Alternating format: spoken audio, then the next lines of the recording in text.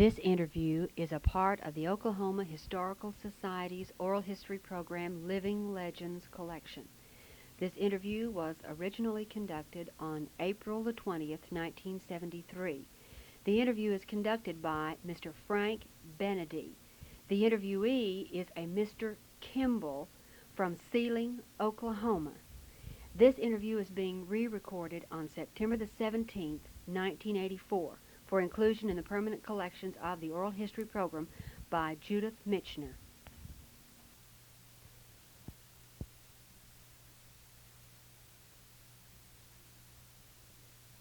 This is Frank Benedy from Hitchcock interviewing Mr. Kimball from Sealing, Oklahoma.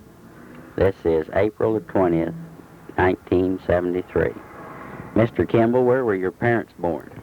And my dad was born in Missouri, and my mother, it was, as far as I don't know for sure where she was born at. I believe in Kansas. But anyway, he was moved from Missouri up to Kansas. Then he come the second year the strip opened. He was a farmer? Yes, sir. He was a farmer and rancher. And kept stock, kept bred horses and raised mules and horses and cattle out there on the ranch. And that's where us kids grew up. Quite a few of you kids were? Oh, there was 8 of us in our family. Yeah, there was 8 of us. And eventually, years back, of course, I don't know how long he'd been dead, but anyway, he was a family of 10. My father was family of 10, and of course, recently, the last one this got killed about 6 years ago in a car wreck. That was one they called Barry Kimball out of Canton. And, well, this kind of runs along that way, and mentally myself, I can remember when my dad had come there and he left some Jackson and Jenny's at the Kansas, and we went back in the covered wagon after him and got him. And I was just a kid I was a pretty good-sized kid, but I was wearing dresses yet at that time. But I remember that as well, if it was yesterday. Which town in Kansas did you go to? Do you remember that? I believe it was Greeley. Greeley or Eureka, I'm forgetting which. Anyway, it's one of the two. And as far as I can remember that part of it, and he has a brother, he has his brother's boy still living in Kansas and one at Canton. But one preceded him in death, the old man, my uncle up there, he killed himself. Oh, after his wife died, he got worried in the stewing, and he just wasn't happy, and he just got off and killed himself. So that ended that part. So, for my part, after I got up to myself, I've been living in southeast of Sealing after I've become 21. We lived on the old ranch place till I was 21, and my brother lived there. The old Kimball Ranch? Yeah, the old Robert Kimball Ranch. And that's where I was born. And that was your grandfather? No, that was my father. Your father? Yeah, my grandfather lived to the east of me, east of my father's place, just 3/4 of a mile. And of course, I lived there till I was 21, and I moved down to one of my dad's farms back down east, about 2 miles east of there, and lived there till 7 years ago. I moved into Sealing and kind of half retired, but hell, I dig graves, and I'm 76 years old, and I dig graves, and I can dig one in 3 hours' time by hand, and make setups for the undertaker, 2 undertakers. I work with 2 different undertakers, and that's what my life is now. I used to plumb and carpenter work, before I moved to town, and after I did for a little while, but they cut the plumbing out on me because I didn't take out a license, so I just quit that part of it and just went this undertaking business, working for the undertakers only. That's all. I've been this kind of retired master of antiques and let alone, and just for pastime. About how large was the Kimball Ranch? Well, my dad had about 600 acres out there. And then his grandmother had a half section east of it, of course, later, back there. I imagine you run into some interesting old-timers in Oh, those you days. ain't kidding. I've run into a lot of them, and I enjoy talking to some of the old boys that's around.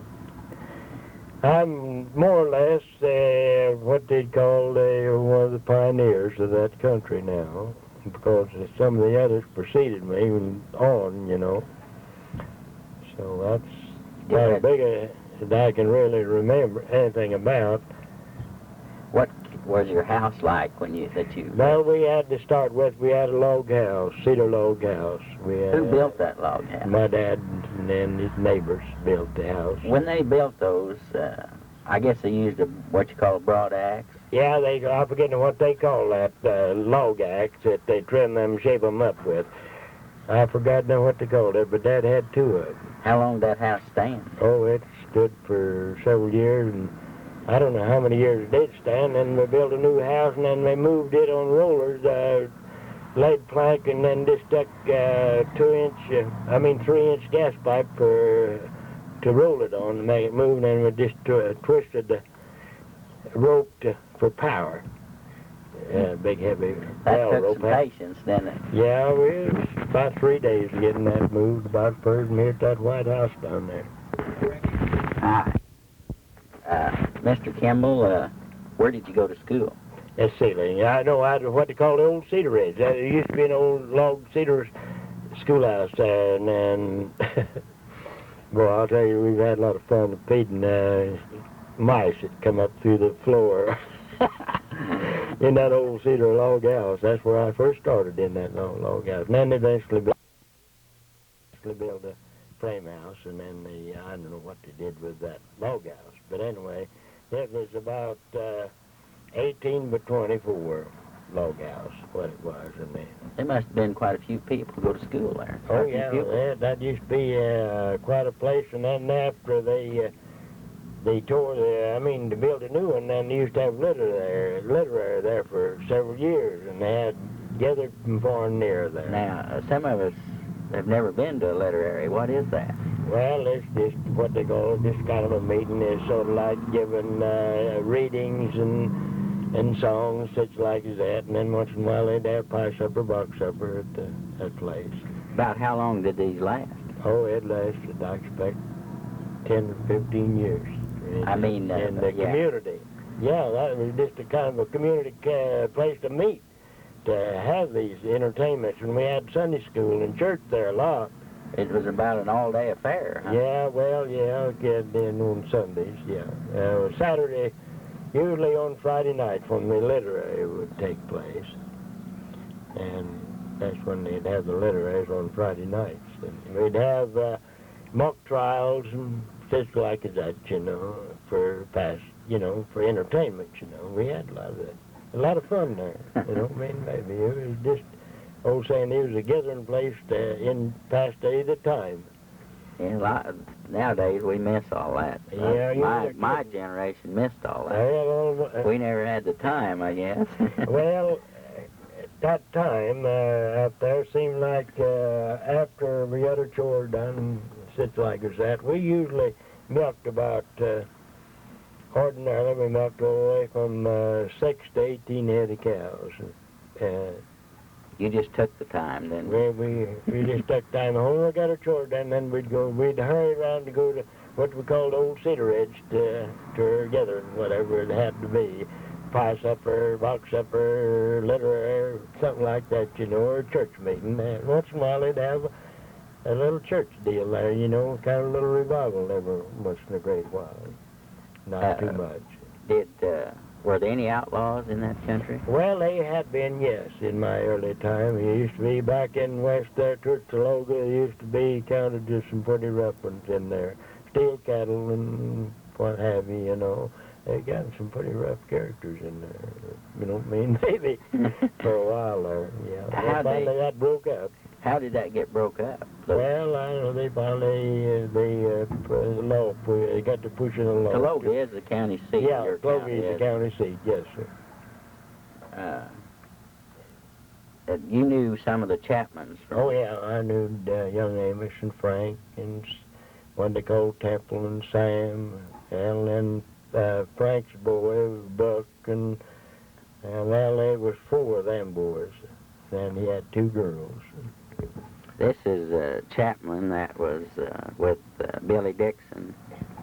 My Out, dad, my uncle was a deputy sheriff at that time up there, John Kimball, and he killed old what they called Indian Powderface back in his deputyship time. And I remember him when he'd go get people on the saddle horse, bring them in.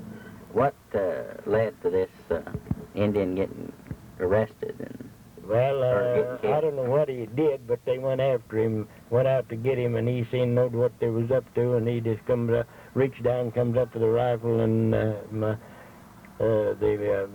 sheriff told my uncle to shoot until he shot him twice before he fell down. Got him not in here, and then as he's coming down, he got him in the forehead. Forehead and in the left, let's see, to the left side of his face. Yeah. Which way did he live? East of Sealing. East of Sealing, down there along kind of next to the river. East of Sealing, about 3 or 4 miles, somewhere in there where he lived, old Powderface lived. Of course, there used to be a magazine of Powderface situation in John Kimball. I don't know where it ever got to. Used to be a what? A magazine wrote a story about it somewhere. Oh. About that Powderface deal. Mm-hmm. Now, he was a pretty tough old boy himself, that old Powderface. Was he an Indian? Oh, yeah. Yeah, he was Indian. And in the meantime, there was a squaw run out. In there when there was that daddy squaw run out, there was a gun, and the sheriff shot her in the foot. She dropped the gun, and they caught her, and that stopped. And then, of course, after they took the body to Clogie, they was... we'll call it a riot, you know. They gathered a bunch of Indians, and they was going to go to Clogie after them. They were just kind of a war situation, like what they call a wounded knee situation, you know, just about the same difference. And old man Amos, the one-legged man, they got a hold of him, and he went to him and talked to him out of it. Said, you're just starting another war. Whenever it happens, said, you just better quiet down and stop it. Of course, they had men placed on the river down. They had to ford the river to Clogie. At that time, they had men placed there. Several of them, I don't know how many men they had there with armed, you know, to hold Indians back and across and over there to Clogie. So that was quite a deal at that time. Yeah, that's one I hadn't heard about. Yeah. But Amos Chapman was married to an Indian. That's right, old Amos. Old Amos is married to a squaw. Had right. one leg. Yeah, he had one-legged man. Yeah, I remember him driving that team buggy around a lot when I was a kid. A lot of time. He had a nice little pair of ponies, and he'd get around among the Indians and pull a lot of deals, you know. Stop a lot of deals, I'll say it that way, but they was trying to hatch up, you know, again the white people on account of this. Again, my uncle, on account of this, killing this Powderface. He'd stopped a lot of that. And, of course, old young Amos, he was quite a hand at the race meet, start horse races. And he had him starting gate, and he went all over around to start with that fairs and race meets, start race horses. So that's kind of the way that life was. Of course, he sold out east of Sealing, then moved across North River and lived over there a while, and then died over there. He did. Is he buried there at Sealing? Yeah, he's buried out there at Sealing Cemetery, and so was Frank. He was quite a ball player, that boy was. He was, I'd say he weighed around 300, and he was a baseball pitcher. And he was he was a good pitcher, too. I don't mean maybe. Old Frank was a good pitcher. And then he got a son, Buck, that used to pitch ball a lot. Buck Chapman. He lives at Texas. And he has a boy who works for the State Highway Department, too. A brother, Buck has a brother that's in him, works for the State Highway Department. He's a boss over a crew. Amos Chapman was an old scout for the Army. That's right. And that's right. He lost that leg in a fight with the Indian. Yeah. With Billy Dixon. Yeah. and Billy Dixon. Now, he never was around Sealing, though, I don't believe. I thought maybe you might remember him, but... That part there is... I can remember old Amos well, and a lot of things, different things, but I don't remember any other names that's connected, really. I don't imagine he talked too much, did he, or did he? Oh, he's quite in to visit. He was? You bet. Yeah, he's quite in to visit.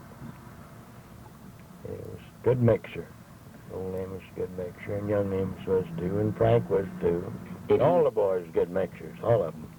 Did he farm Amos? Yeah, he had a little farm down there on the river, east of town. East of Sealing. Sealing. Yeah, back down there. Well, I think the Chapman bunch still owns that layout down there, if I remember right. They do.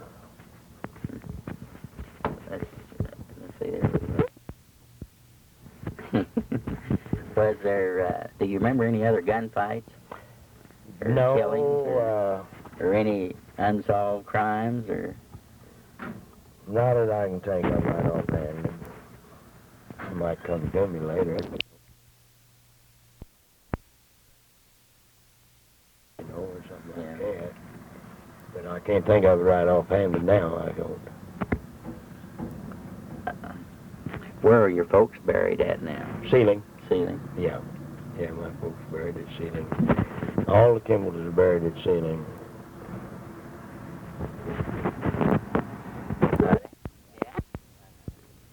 You tell me you used to go to dances out by Southeast of Sealing. southeast of Sealing. All around Sealing. I went dancing all around Sealing all my time. Yeah, I'd still go yet for I was able to go. I just love to dance. And I got a woman that, if her legs are permitted, she's a dancing machine. She's really a good dancer. Did you have many fights at those dances? Well, I was lucky down there at the Conky, that place. I witnessed one down there. An old boy was pretty drunk, and the man at the house, he started to put him out, and another old boy, he was kind of kneeing him out, another old boy come up and hit at the boss, and one is running the place and lived there. He hit at him and missed him and run his hand through the Latin plaster. And after they got out of the doors, everybody was fighting everybody, boy. I didn't get in on it, but I was the last one to get out of the house. And they was fighting, boy, I mean, all over. About every dance that I went to, there was fights. I had a cousin that there was an old boy called Clay McAllister, bounced him out one night to a dance, and they was just like a pair of bulls together, and they did thoughtfully. This other old boy outwinded my cousin. They was both about the same size. Boy, I'll tell you right now, they would just sound like it was somebody hitting a tin barn, bang every time they'd hit. Yeah, about every dance I went to, there was usually fight. That is, in the earlier times, Well, I'll tell you, they get a bunch of that moonshine in them and home brew while they're ready for it. Do you remember the circumstances how this Conky died? I heard he hung himself. Yeah, I heard he hung himself in the barn.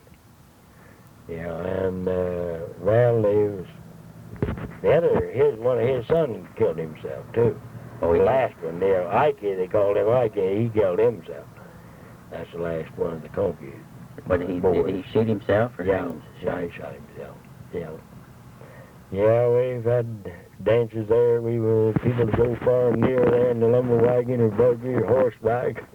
I had an old T model. I used to go in quite a bit after I got it. We used to go in the lumber wagon all around there. Me and my cousin and his wife go around these dances in the wagon. That's why we had the nano buggy. We just bunch get together and go in the lumber wagon where we go. Wrap up. Yeah, boy, I did. They have pretty good order there. They have about 3 or 4 police around there most all the time. So, wife, she finally got where her knees give her trouble, and she'd have cramps, and so we just give up going. But, you were telling me when your first child was born. Yeah, well, I had it snowed, and the canyons had drifted full, and I had to go around through the fields in a buggy after, what do you call them, a lady that takes care of instead of a doctor. Midwife. Yeah. Anyway, I had to go 4 miles after in a buggy, and the people would take down the fence and get fixed, call over telephone, and they'd take down the fence and fix me a trail to get through, to get help, and then so I get back, and my uncle, he was going to timber to make posts, and he brought his wife over there meantime till I could get this woman there. So that's where that come. Well, I've had another experience on the snowy weather. I was dragging a road a few years back with team wagon. With team dragging the roads, and I had this April snow we had 38. By golly, I had to scoop snow for about a week to get mail route open, too. That was about like it was when my first kid was born. You say that stayed on a week that time? Yeah, it stayed on a week. I had to scoop snow. It drifted in these roads, and I had to scoop snow out about a week that time. In these cuts, back up there south of Sealing. That's where I live, 5 south and a mile east. What did that do to your wheat crop? Well, it didn't hurt the wheat crop any. It was all right. Where the snow drifted in these canyons, these cuts in these roads, that's where I had to work out. So much of that for school bus and mail route. So I had some good time and some rough ones. Keep hounds. I was quite a hound man myself, too, when I was on the farm. I sold the last one to sale. When I left the farm, I sold my cow dogs. What person do you think was the most interesting person you've ever known in your life? Interested in Or that you well, admired, or... I don't know. I have several of them. Different ones, if I can think of them. Those days, it seemed like there were more of them, doesn't it? Well, we had a big fellow that bought my grandparents' place. We went to school together. His name was Estel Scruggs. They were part Indian people. We admired each other quite a lot, and we went to school together, and we visited a lot together, and then Oscar Riesling was another one of my good pals, too. We schooled together, and we was together on Sundays a lot. Take Easter Sunday, we'd get together, them two boys, and then maybe another friend would get around, and go down on the Spring Canyon, boil eggs, have a big time. Yeah,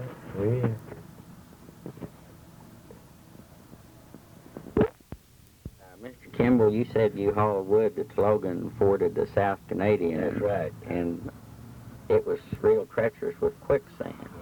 We we worked gravel and sand down there, and we had 6 head of horses on 2 yards of sand and screened gravel we crossed down there. We had maybe you would cross a place and the water had looked to be sunny, and you'd cross it, the water would come up behind you. We'd have to hunt another trail to cross in and take another load of gravel across there. That's when they was building that highway and bridges in from Clogie to Clinton. We got out gravel. And did you hear of any thing getting bogged down in the quicksand? Oh, yeah. I've helped get cattle out of there. And I had there was some, I don't know what connection it was, way off district connection. There was a Kimball way back there in early phone days. It was on a phone pole in the river down there. They was making a phone line from Sealing to Clogie, and it was on that, and the boys was with him, looked up and seen wave a-coming, and they got scared, went off and left him, and he drowned, and he's buried over at Clogie Cemetery. Yeah, back there. In the grave, and he said to me, what Kimball was that over there at Clogie in the cemetery? I run on the name over there, Kimball, and I said, you recollect? He said, no, I don't. I said, Kimball had drowned, and they hunted him for several days before they found this little bit of his face was sticking out of the sand when they found him. And he was buried over at Clogie. And you said something about a steam in, or Yeah, that's the frac machine outfit. You had Westerlo, you got bowed and just sunk in there, and they never did get it never out. did get either one. Never did get it out. Separator or the engine, None either of one. it. None of it. They just lost there in the river. Mr. Kimball, you live in Sealing now, don't Yes, you? sir. That's right. I live in Sealing, right behind the First National Bank, just a half a block. Anytime anybody wants to contact me, I'll be happy to, unless I'm out to talk with them, I'm out on a grave job. Okay, thank you a lot. Yeah.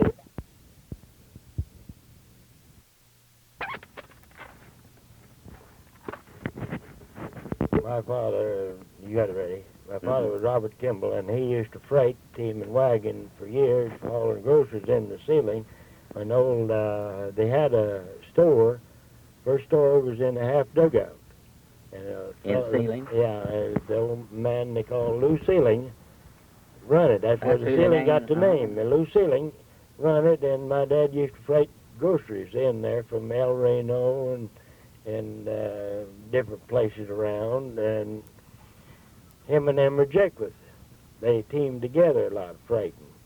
And in fact, the matter, I freighted a lot, team wagon and hauling lumber and salt and potatoes and stuff in the Ceiling myself in my time, too. But Dad used to pick up buffalo bones and carcass like that, you know, and haul it in for extra money, you know, on this freighting, and then bring back a load of freight. Picked up bones. Right. Was there a lot of buffalo? Used to be a lot of buffalo bones. Dad used to talk about them being a lot of buffalo bones scattered around over the country. But they picked up bones and hauled them in, and get extra grocery money for themselves, you know. While they was going after a load of groceries, they'd take a load of bones. Well, these wagons they used to haul in those days, were they Just ordinary, ordinary narrow-tarred wagon. wooden wheels? Yeah, the ordinary narrow-tarred wagon. Sometimes they'd have a little difficulty, maybe lose a rim off a wheel and have to get it fixed on the way. But they always tried, Dad always tried to soak his, if he had something pretty loose, he'd usually put them in the water tank and soak them, to tighten up there in order to make the trip. Well, what would they do now if it come up a rain? Did they carry a Oh, tarp? he always carried a tarp, you know, to cover over everything, you know. A lot of the time they had the wagon and bulls on, you know. The bulls will went in and stretch it over the wagon to protect the freight. That's right. And they used just they used mostly mules or horses? Mixed. Mixed. Jequith had a pair of mules and a pair of horses. My dad always had horses. They used just one team on a wagon? You know, four-head. Four-head on a wagon? Yeah, four-head. Yeah, strung out. Strung out, two in front, 2 leaders and 2 behind. But back, they never started that all in Nebraska till back in my time when I started in all. And then they got the different ones, got to making the 4-horse evener and put across just like a 2-horse double tree and stick them all in the brass. Looks like that would have been a lot harder to cross. Well, the roads didn't permit it till late years, you know. That's where a lot of that come in. The roads is too narrow. They had to string them out. And later they got the road built so they could put them in the breast, all in the breast. And sometimes they'd have 6 head, they have a lead team, and there's 4 in. I've drove a lead team hauling wheat a lot of times. And when you drove the lead team, how did you do that? Did you ride along on a horse or something? No, we had a long extension lines for the team lead. Yeah, you just have extra line going for the length of the team. Ordinary, you got pretty good batch of lines with the ordinary team on the tongue, you know. And then if it's out, you'd have to have an extra length with the horses for the lead team, what we call it lead team. About what was wheat in those days? What would it bring along, say, around 1910? We were running around $1 a lot of it when I was freighting wheat with the team myself. Running around $1, maybe $1.10 or something like that. 75 to $1.10. Did you haul wheat for other people, too? Yes, sir. Sure did. I hauled wheat for other people. What, so much a bushel? Nah, so much 100. So much 100? Yeah, we freighted salt, usually lumber. We hauled lumber a lot from Canton to Sealing. This salt, was it in the block form? No, sacks. It's all sacks. Oh, what I 100-pound haul size. in north from 50 to 100. Was it nice, clean salt? Yeah, it's good. Clean. Yeah, it'd be used for a table if you want to Oh, use it it. would? Yeah. They usually, back in them days, they used that mostly. They'd maybe have a big log hollowed out and put that salt in for stock. We had a big old cottonwood log. I'd say it was 18 feet long. Had it chopped out, cleaned out just like for a salt trough, we called it. And they used them for a water trough too. Nail a board on the end, used for a water trough. Put water in, for stock. Folks had one a long while. Do you remember the first windmill you ever saw? Yes, sir. I remember Dad made one there on the old home place out of 4x4s, the tower, and my dad dug that well, 155 feet, hand dug. Did he hit bedrock? Or? Yeah, we hit a lot of it. They had to blast it, a lot, and they'd take a wagon wheel, wrap a wagon sheet around it, and then let it down, fan the smoke out, so they could go down in. They wouldn't get. That powder dust to really give you a headache. I've had one of well, those. if you get down in that too much.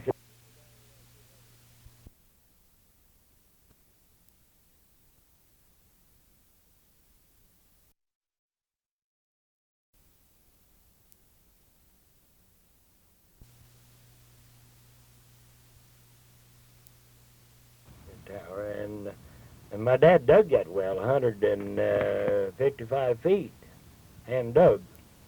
Did he hit bedrock? Or? Yeah, we hit a lot of it. They had to blast it, a lot, and they'd take a wagon wheel, wrap a wagon sheet around it, and then let it down, fan the smoke out, so they could go down in. They wouldn't get. That powder dust to really give you a headache. I've had one of well, those. if you get down in that too much, it'd liable to kill you. Yeah. Right. Yeah, I remember. My dad used to go down in that well a lot and clean that thing out. You look down in there, you just look like about a 3 or 4 year old kid down there. Man would down that hole. You couldn't hardly see down in there. You just looked like a little bitty old kid. Did you get plenty of water? Oh yeah, we had plenty of water, but it was where we was at, where my old home place was. That was Jiffy. We had made a cistern. The neighbor, old man, named of Fitch, used to call it Big Jug. He'd come over and want to get him a jug of rainwater out of that big jug. I can remember when the old boys was building that, I was just a kid about 12 years old going to school. They dug that and made that cistern, they called it cistern. Is that old 150-foot well still there, you suppose? I don't know whether they filled that up or not. They tore this log house down and sold the logs to a lady, and she taken that logs and had lumber made out of it, lined clothes closets and stuff like that. And of course, she sold some of the lumber too, but she had lined clothes closets with it. And a lady named Nettie Bogus bought the logs. She lives at Clogie now, but she used that lined clothes closet with.